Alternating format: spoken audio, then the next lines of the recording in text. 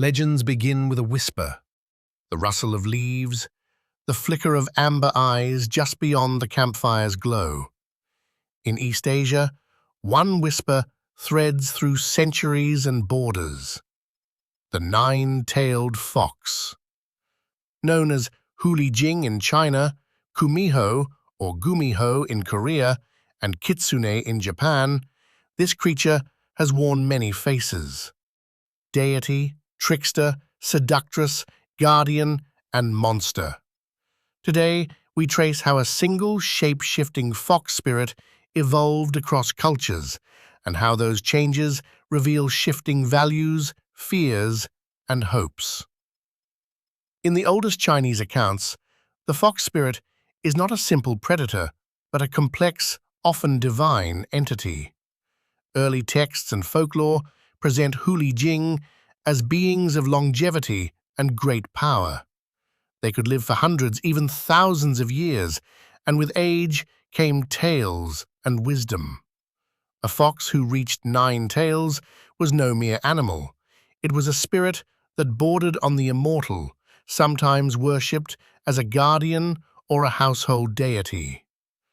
Paintings and poetry from China's classical periods show foxes as ambiguous figures, capable of mischief, yes, but also of granting blessings, ensuring fertility, or serving as omens of change. The moral framing was flexible. A fox could embody both benevolence and danger, depending on context. Crucially, the earliest Huli Jing were not simply predators disguised as women. They were metaphysical beings whose transformations reflected cosmic balance and the fluidity between human and spirit. Move west, and the image shifts. In Korea, the fox spirit becomes decidedly darker. The Gumiho enters folklore as a seductress with a gruesome appetite.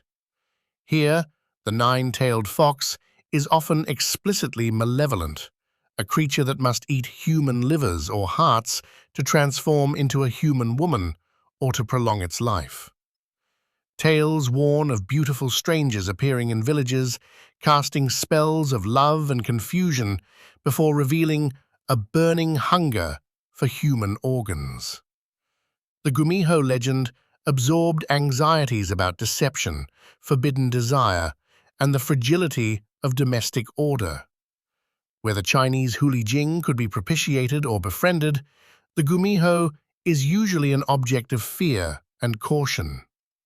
Over time, Korean literature and oral tradition hardened the Gumiho's monstrous reputation, painting it as a force that preys on lust and loneliness, a moral tale about the dangers of succumbing to appearances.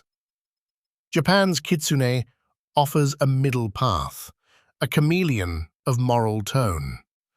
The kitsune can be trickster or protector, messenger or lover. In Shinto belief, foxes are messengers of Inari, the kami of rice and prosperity, and can serve as benevolent guardians of the harvest.